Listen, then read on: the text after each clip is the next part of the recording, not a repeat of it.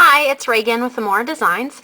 I wanted to share a couple projects with you. My first project is I actually did them separately, but made a match so that they would be a set. But these are my two design team projects for I Break for Stamps this week.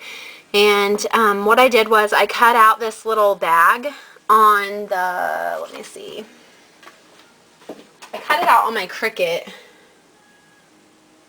using the Plantain School Book cartridge, and it is right there.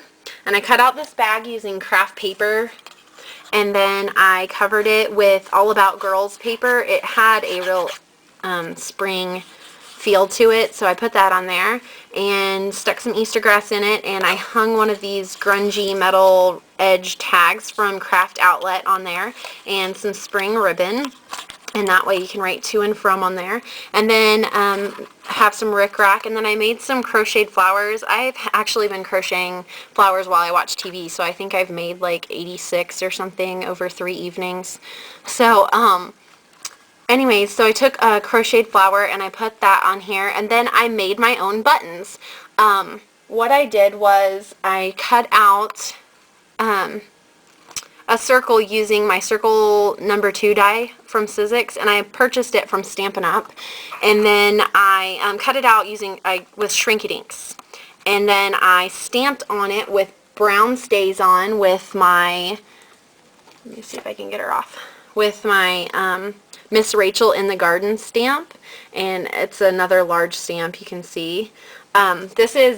This is the same bunny as the Miss Rachel and Baby Bunny, but she's in the garden, so she has a watering can. I stamped her on there, and then I used my Bic permanent markers to color her in, and I punched 2 holes in the center to make it look like a button, and then I heated it and shrank it down, and then I used my 1-inch circle punch to cut out a piece of white cardstock to back it with. And you don't have to do that, but with it on the flower, it was making the colors come out weird. So I did back it with white on here. So anyways, I don't know if you can see, but I made her into a button. I think this is a really cute idea because you could totally match your paper with your matching stamps or whatever, so you could customize it to whatever project you're working on and use whatever stamp. I have that one Valentine stamp with the little girl, and I used her on a mini album. Here, I'll show her to you. Just one second. She's a Valentine stamp, but I cut her out and used her by herself. I think she would be really cute on a button, just like, you know, that much of her on a button. And so you can just use, you know, any stamps. And I Break for Stamps has some really, really cute stamps. If you haven't checked them out, please do. But anyway, so that was my first project. And then the next day I was like, oh, well, why don't I make a mini album to fit in here? So I used, man, I am not prepared for this video. Sorry, guys.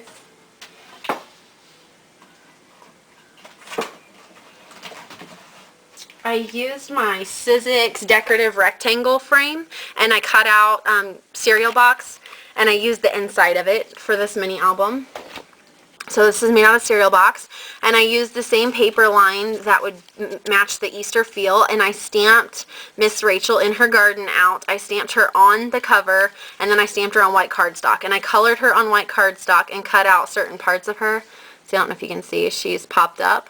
So I popped her up, and then I cut out this flower and glued it flat, and then this is the stamped image on the background. That's a little bee, and then the drops of water as she waters her garden. So I cut her out and stuck her up there, and I colored her with Stampin' Up! Markers. And then this is Certainly Celery Gross Grain Ribbon from Stampin' Up! And that's the cover. And I left it blank because, you know, whoever I give this to, if they scrapbook, they can put a title right there, or they can just leave it. And then it's a really simple mini album. I didn't get crazy. This is lined paper, so you can journal. I put a little bling, a couple bling on the flower, and then pink paper. And I cut this little scalloped edge out of the paper, and then glued some crocheted lace on it. And it actually, let me see if I can find a piece of paper. I left it open a little bit so that you could tuck, you know, a picture behind there if you wanted. And then I also used the lace heart, and man, my camera is not picking this up very well. There we go. The lace heart stamp by iBreak Stamps, and I stamped it on white cardstock with Versamark, and then heat embossed it with clear embossing powder to make it look like a doily. And then you can, I put it up on Pop Dots, and you can put a little tag or photo back there.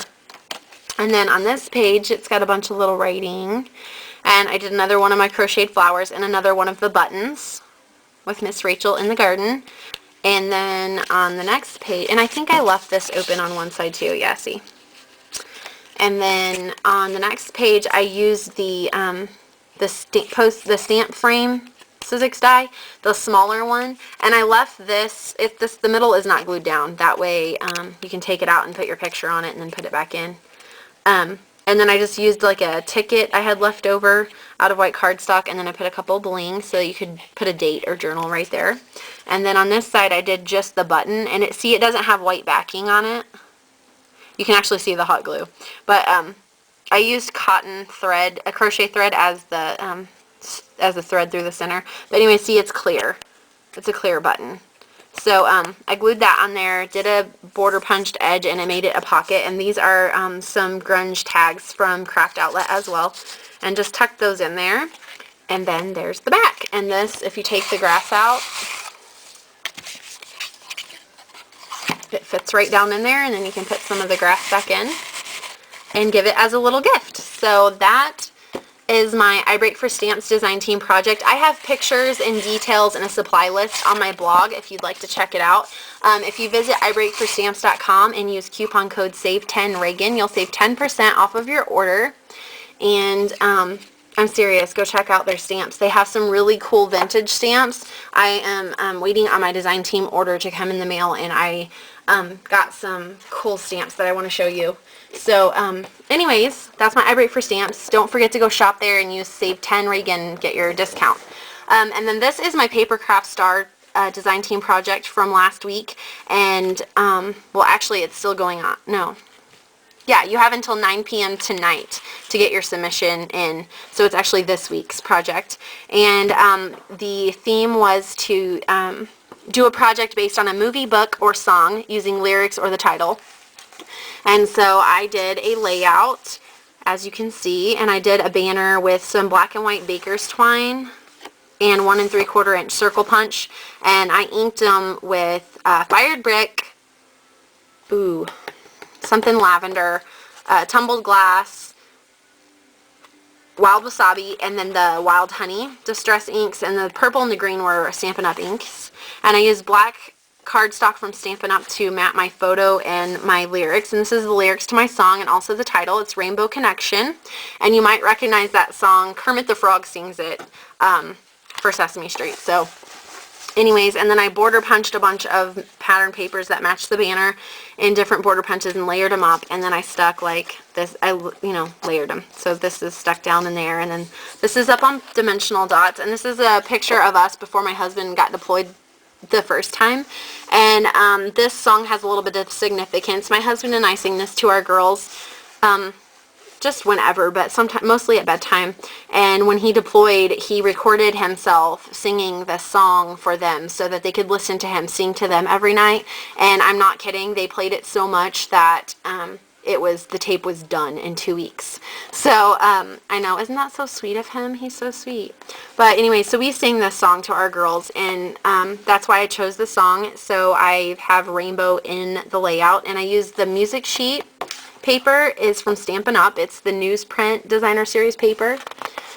And then I did some hidden journaling. I put some of the design paper on here with a black button, and I tucked it behind our photo so I could write about the song and what it means to us.